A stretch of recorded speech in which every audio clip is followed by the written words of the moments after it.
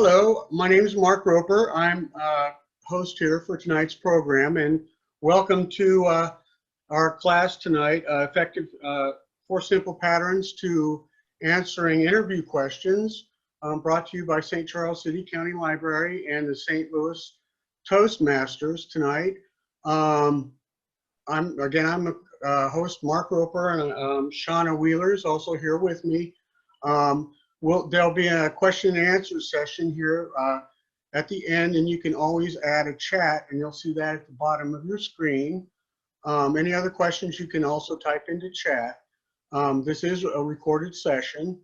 And again, St. Charles City County Library and the St. Louis Toastmasters are proud and honored to present Barbara Kryvko, and she's got an introduction for you all, so I won't waste any more time. And Barbara?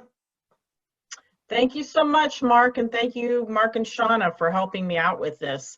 I really appreciate it, and thanks all of you for spending a little bit of time with me this evening to learn some patterns for answering interview questions. So first, who am I and why am I even talking about this?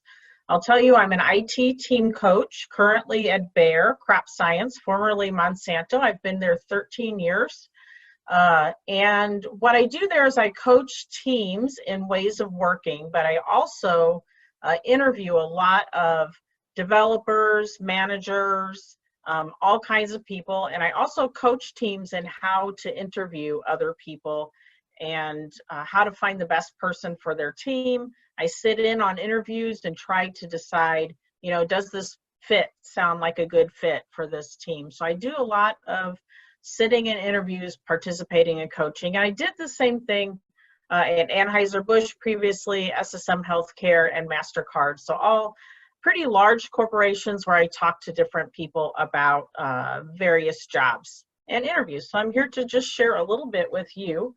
I'm here by the grace of District 8 Toastmasters, which is St. Louis area Toastmasters, a club that teaches you public speaking and leadership. And I've been a member since 2001. There's always something to learn. And just when I thought there was nothing else I could learn, pandemic happened and I was forced to do everything online. And that has been a huge learning experience for me. So I very much value this organization. I live in St. Charles. I've been here a long time. I was telling Mark, I'm a long-time user of Catherine Linneman Library, now going to Spencer. So I really appreciate the library system. And just as a plug for them, their children's programs are immensely enjoyable for kids. My granddaughter loves all of their programs. So definitely look online. You know where to look because she found me and find some of their other programs. And a little personal stuff about me. Before pandemic, I liked to travel. I've canceled some pretty awesome trips this year. I'm sure you have too. And now after the pandemic, I make paper hats in my room. So I don't know if that's a sad or happy thing. I started making paper hats every day to kind of cheer up my team during the pandemic. And it's just out of control now. You'll see a picture here of me with my famous shrimp on the Barbie hat. So if you're looking for something to do, paper hats.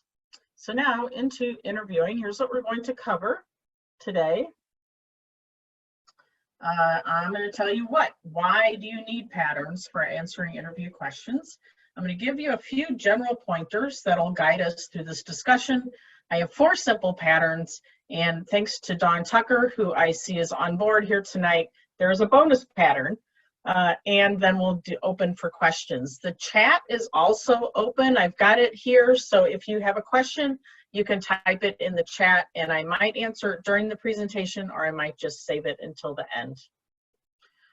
So what is in it for you? Why should you answer questions? Why should you memorize patterns? So just a handful of patterns. And that's because one of the biggest fears of going into an interview is you just don't know what they're going to ask. If they gave you a list of questions ahead of time, you would know what the answer was, you'd have some great examples, you'd be very confident. But one of the things that really is stressful about an interview is you don't know what they're going to ask. If you have a few patterns, then you have a chance to organize it in a good way, even if you are caught off guard. You can calmly you know, just kind of rely on the pattern that you know, and then just fill in the information and you're ready to go. No more hemming and hawing, hopefully. So maybe this will help you. It actually helped me. It's helped me quite a bit. So that's what we're covering here tonight. So just a few pointers. Interviewers want you to succeed. Every interviewer that picks up your resume and calls you to come in wants you to be so awesome that they don't have to make a really hard decision. So they are on your side when you step in the room. It's not you versus the interviewer, it's you with the interviewer, and you want to make sure it's a good fit. If they only wanted to go by requirements, they would not even call you in for an interview. They want to know that you're a comfortable fit. Also, be prepared. I'm talking about memorizing some patterns so that you don't get caught off guard, but also be prepared with some of your best stories. What are some things that you did that were really great, some things in your career that you're very proud of? Start with bringing in a few of your stories. Think of an answer and then own it. One of the things that really trips people up is when they get a question that they're unsure of. If somebody says, you know, tell me about a time that you had to work with a difficult person, and then they're, well, you know, I don't know, I can't think of one, I can't go back. Think of the first thing that comes to your mind. Even if it isn't the most difficult person you've ever worked with, if you go, oh, Robert, just own it. Be confident. I worked with a person named Robert, and he was difficult in this way. Here's what I did, and here's how it turned out. So it doesn't matter if it's the best story that you can think of. If you're not hemming and hawing, you actually are confident and own that story. Give real examples. One of the things that is often brought up as a negative in our area is that when we ask somebody, tell us about a time that they don't give a real story. They say, well, if I was in that situation, here's what I would do. We want to hear what you did, so have some real good examples in your back pocket. It's okay to ask for clarification. If you hear a question that you don't understand, or they ask you about something you don't know, feel free to say, can you elaborate a little bit? I don't really recognize that term. And weird questions, thanks to Google, almost every interviewer wants to ask some strange question. One of my coworkers likes to ask,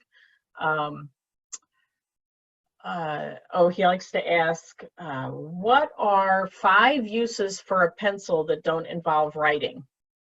You know, and some people come up with some pretty funny stuff.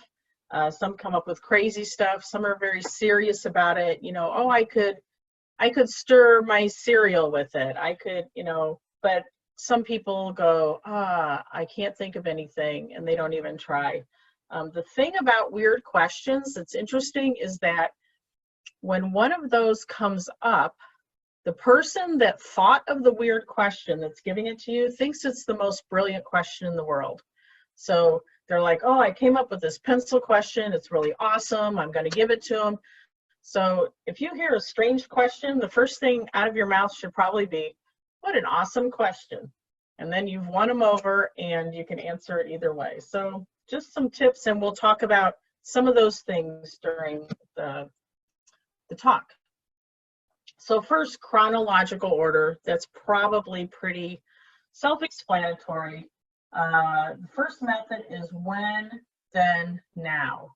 So when I worked at company A, we did this. Then a problem came up.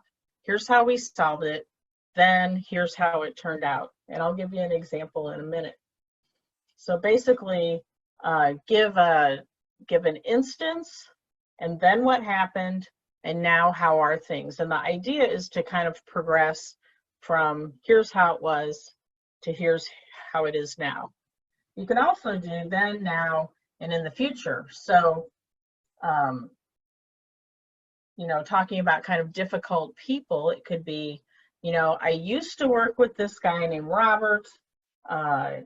We really didn't get along. Our styles were very different, but we had a nice conversation, and we wrote down the things that we had in common, and it brought us closer together. Now we work really great together. In the future, we're going to work on a really big project. So then, now, and in the future. So how do you handle difficult people? Earlier in my career, I had a hard time with difficult people. And it's okay to answer negative things about yourself that you used to do. Everybody has things. Earlier in my career, if I think back on some of the things I said, I was like, oh my gosh, I was such an arrogant young person.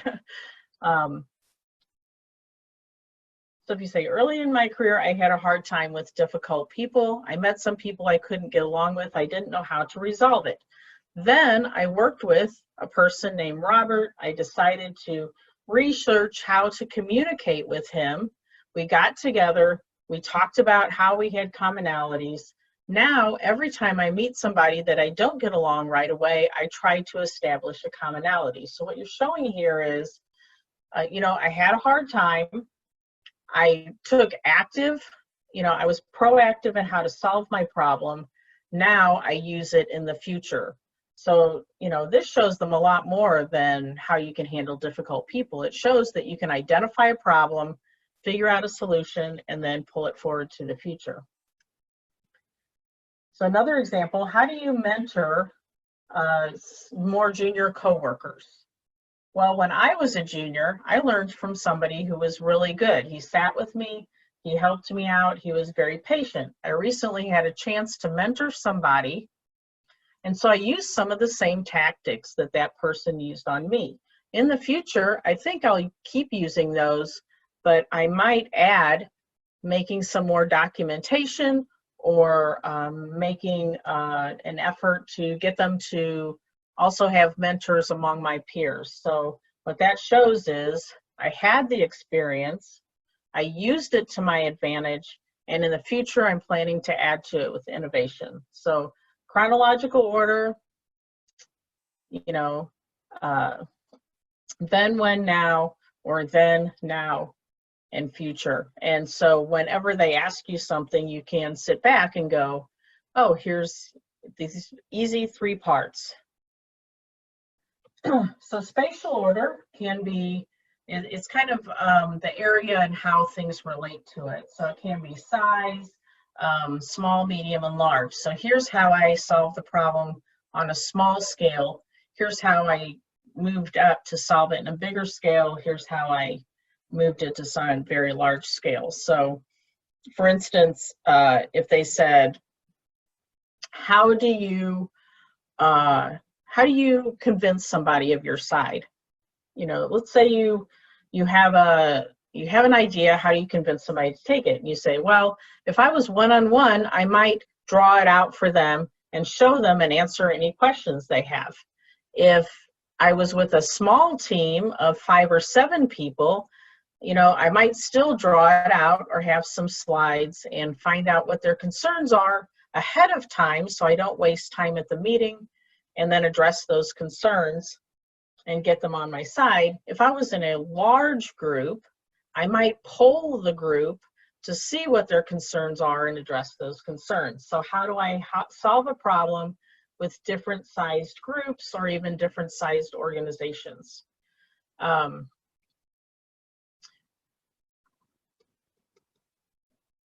So there's also location. You can do physical or virtual location. Let's say you, let's see, my daughter works in an office. So let's say that they ask her, how do you prioritize your work? And she might say, well, people at the front that are in the office get a higher priority. Then I have organizational items on my desk that I have to file or get done. And I also have, in the back room, insurance to file. So I would handle the people that come in first, and then I would file the insurance because that brings money to our company, and then I would organize papers. So if you walk through a physical location or, also time, and I'll give you an example of that. Let me bust through here. Whoops, sorry. I went backwards in time.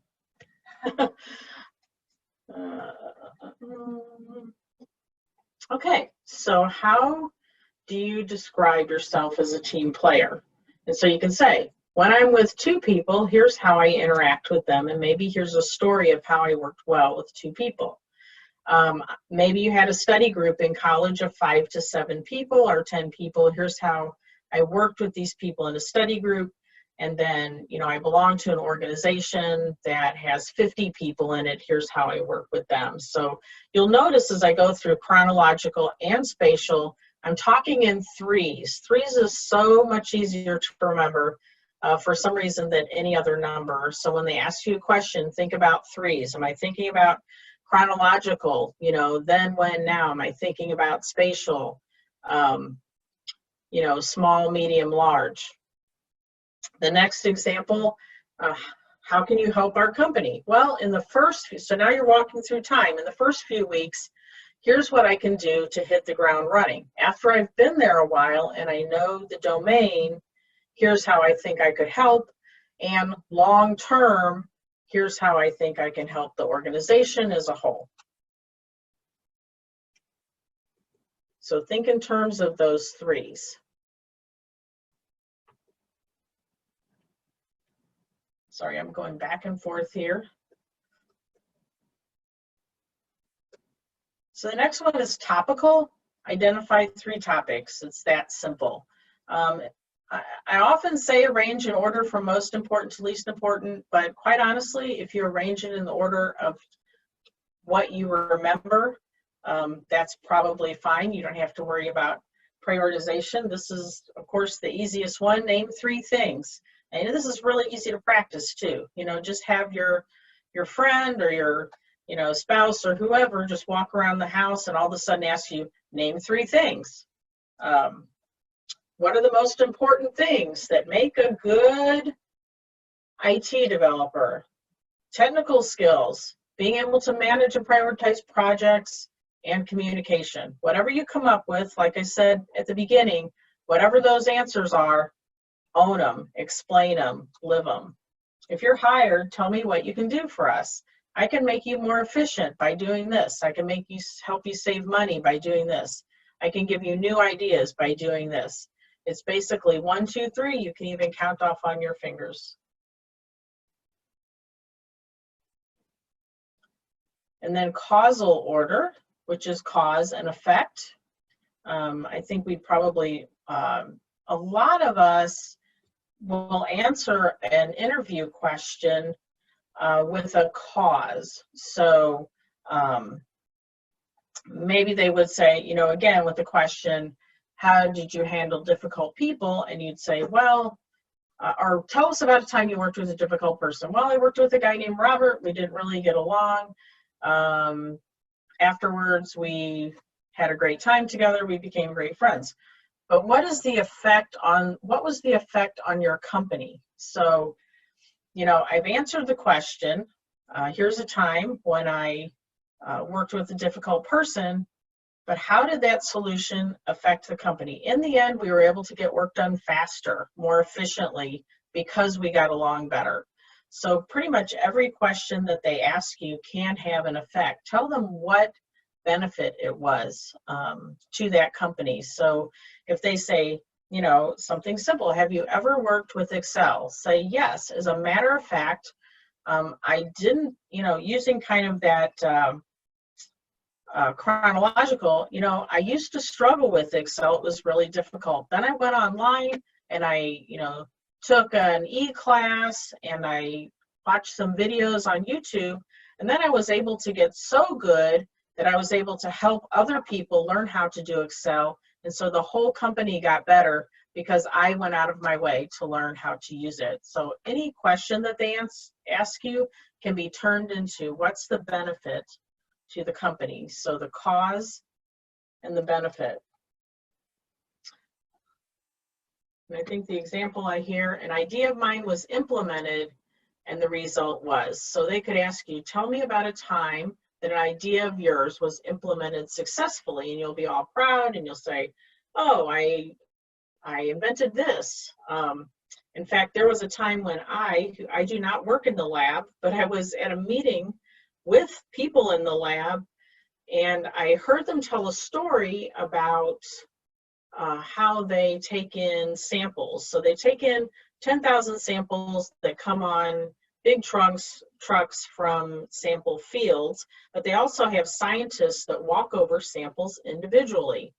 They used to put them in a refrigerator, write their name on a piece of paper, and then the lab tech would have to enter that and scan it into the computer when they had time. So they had to keep walking over to the refrigerator to see if there were any new samples. And so I was in the meeting, I said, well, why don't you just have the scientists enter all of the information directly into the computer and the time that they're planning to walk it over, and then your lab tech doesn't have to do all that extra work. They'll know exactly what time to look for the sample.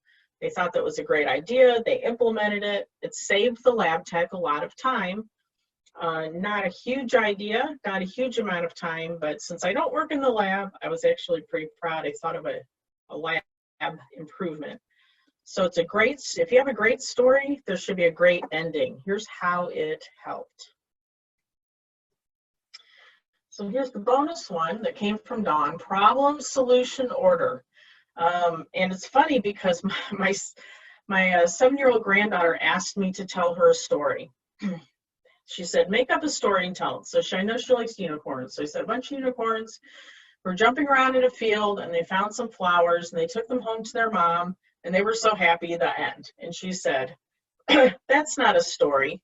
A story has to have a bad part in the middle that is better at the end. And she's right. So setup, conflict, resolution. So problem, solution. A lot of times they will ask you things like, name a problem that you solved, that you thought of the answer to. Or they might ask you, how would you solve this problem? And the good thing, if you're caught off guard by, here's a situation, how would you solve it? You can get some thinking time in the setup. So if somebody says, okay, you're on a team and 2 people are arguing and one person will not give in, how do you help them solve this problem? And you say, okay, so I have some people on a team, I have 2 people and they're arguing, they both believe their sides, they're both equally passionate and equally, educated and experienced, and I have to solve their problem. So there you just bought yourself about 30 seconds worth of thinking time. You have a conflict, you think of a resolution. So what I did was I sat them down and I had them tell me each of their sides and what the benefits were to their side and then what their concerns were about the other person's side. And then we talked through that chart until we came up with a good compromise, and here's how it affected the company. So if you're looking at problem, solution, order, always think of setup, what's the conflict, what's the problem, restate the problem, and then think of your resolution or share your resolution. So this is a great way to answer a question while kind of, talking it out as you're trying to think of something. So tell us about a time when you disagreed your team on an important issue. In fact, this is a story of mine. We needed a way to help employees remember our new set of company values, which usually what happens is you go in a big meeting, they tell you the values, you forget them when you walk out the door. One of my teammates came up with an exciting but expensive idea. It was to print out all the values on this huge cardstock and then put them together with these metal rings and hang them up in everybody's cubicle. And I thought, I'm not too sure anybody's going to remember the values that way. And it sounded expensive. So I just brought up, why don't we experiment with a small group of people and a small set of these ringed items and see if that works, rather than, they were going to buy enough for the whole company. And I said, let's try it out first. We'll try it out for a month. We'll come back, see if the people remember them. If they do, then I'm wrong and I'll own that. But if they don't, maybe we can try something else. So we did that. We tried the experiment.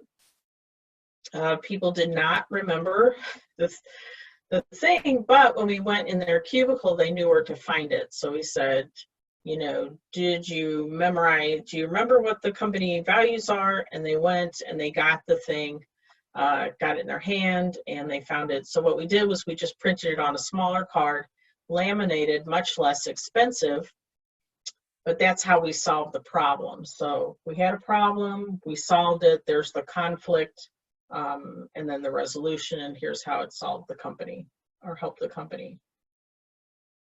So I looked up, and Inc. magazine had the most common interview questions, and maybe you have all heard some of these.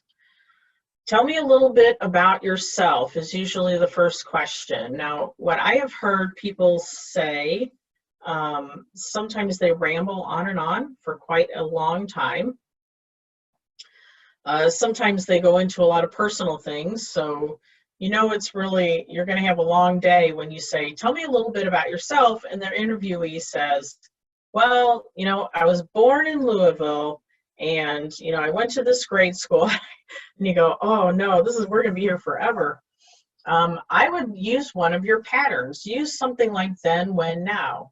You know, well, I grew up in St. Louis, then I went to school, you know, I got my first job, now I'm doing this, and spend less time on the beginning, more time on the end. So what we really want to know is, tell me about the part of yourself that applies to this job.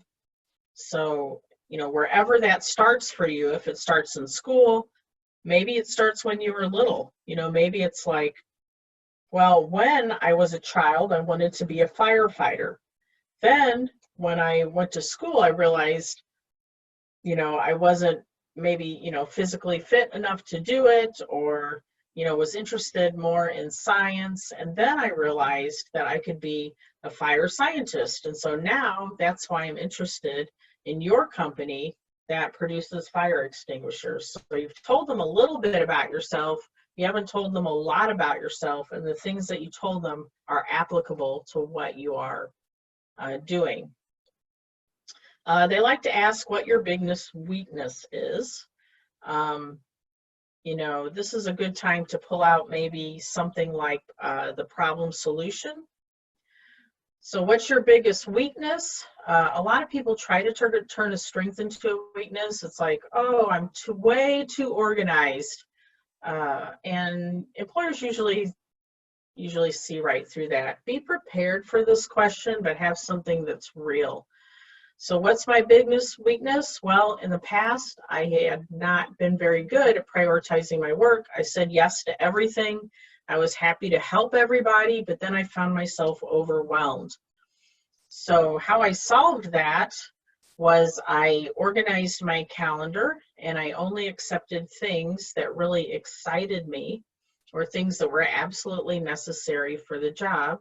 And I thought of ways that I could say no, that I didn't feel like I was saying, you know, that I was turning people down. I would say, you know, I'm very interested in that. If it comes up in the future, please ask me again.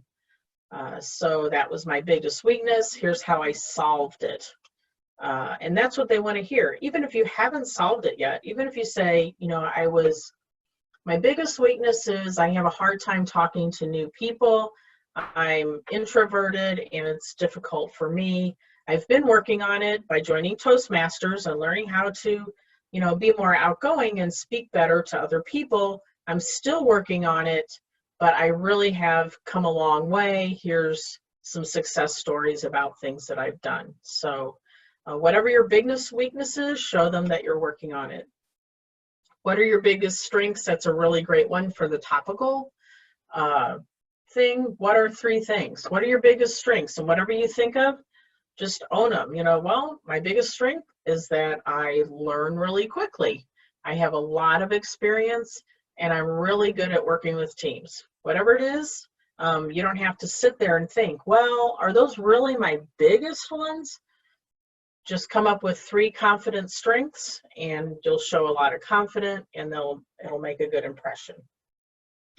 Where do you see yourself in 5 years? That's a good time for then, now, and future. where do I see myself in 5 years? I think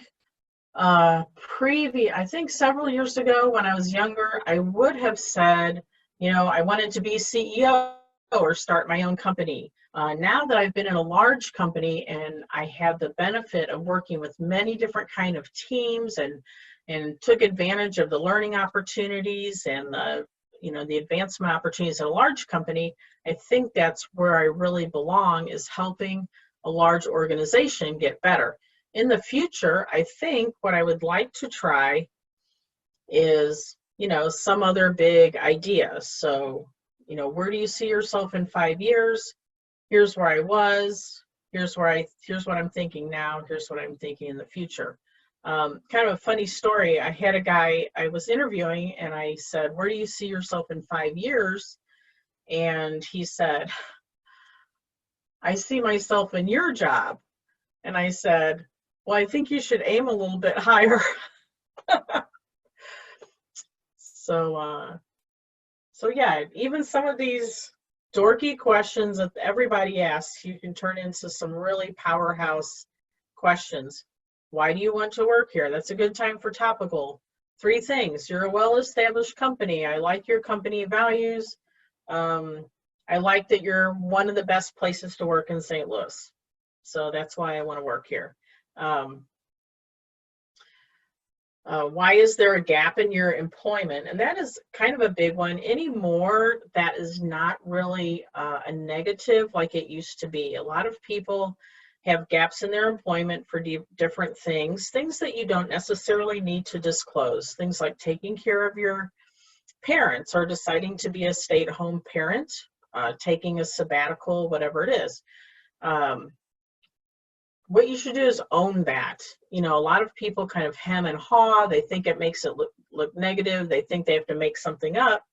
Whatever your story is, own that story. Why is there a gap in my employment?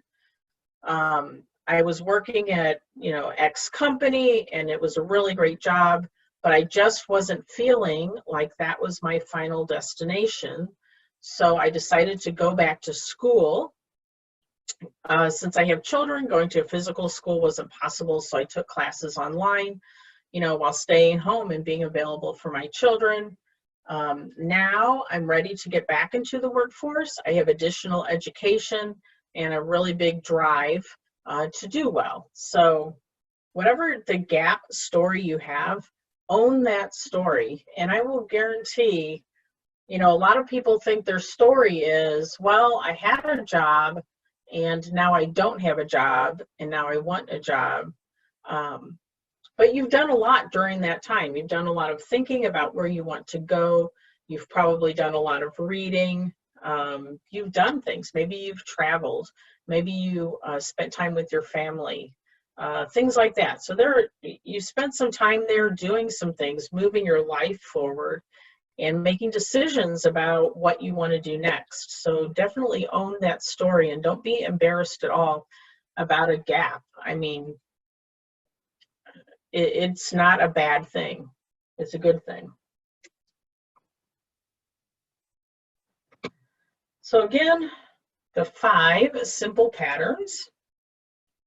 Chronological, which is, then, when, now, or then, now, and future. Topical, name 3 things. Name any 3 things. Just commit to those 3 things.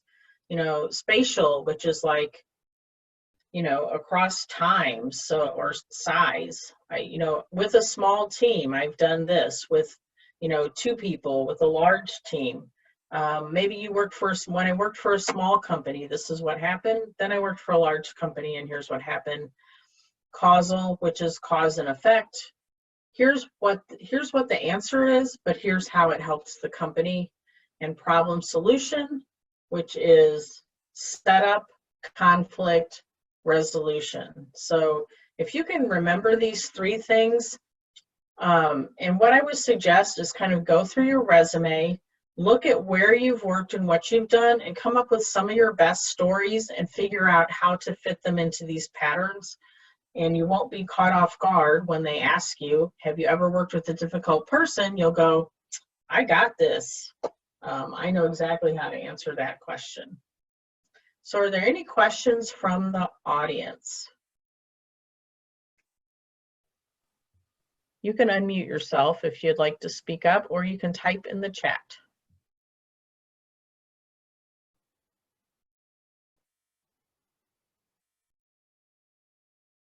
Cool. Well, again, I appreciate you spending time with us this evening.